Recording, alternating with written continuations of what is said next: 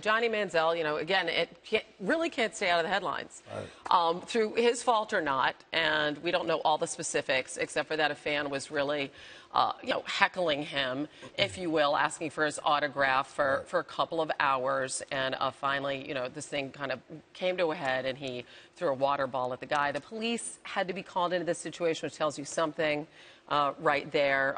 What did you think when you just heard this? Well, first, I experienced something like that myself. I was with my wife at the time. She was pregnant. A young man and his son came over to me. The young man said, "Can I get an autograph?" I said, "Give me a couple of minutes. After I get done eating, I'll sign it." The little kid came over. I signed it just with my initials, right? AP. I didn't give him the whole Antonio Pierce, 58 Super Bowl champion. Right. The father came over there and says, "Well, what is this?" I said, "What do you mean, what is this?" Wait, and you're having dinner with your family at with my family. Yeah, okay. I mean, we're out there in public. It's a nice day in New York City. Right, but you're and to him, that wasn't enough. Right. So for me, I mean, I went back and forth with him a little bit, and I'd say, "Man, you need to go. You need to get out of here." And luckily for me, I had people around me that say, "Hey, you should leave." Well, Johnny had the same incidents. I mean, you have to put yourself in a position to understand that we can't do what the average person can do when you're an athlete, especially you're a quarterback, especially when you're Johnny Football. You just can't do those things because we're going to blow it out of proportion. And that's what this really is. I mean, here's a guy who tried, I think, what you're reading, said no a couple times, and then finally it escalated to where he got angry and he showed some kind of emotion. And now we're sitting here breaking down his emotional reaction. Again, the smart thing about it, there was nothing physical.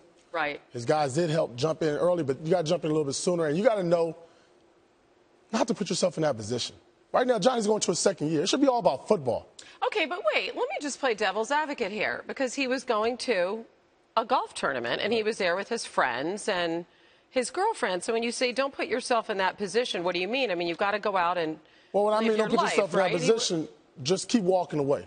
Oh, okay. Again, for me, don't engage. Don't engage. Okay. You're not going to win that battle. All right. We're not going to win that battle when it comes to the media. Right. And when you got to break it down as far as every single thing that happened in that incident, to me, it's just Johnny can never be right in that situation. So when you know you're not going to be right, just leave it alone. And that's the hardest thing to do. Trust me. That guy that did that to me, trust me, I wanted to lay him out. But I didn't. I couldn't do it. You knew. Yeah. Yeah. Anytime the police are called in, again, too, it just makes it look worse than what it makes it look worse.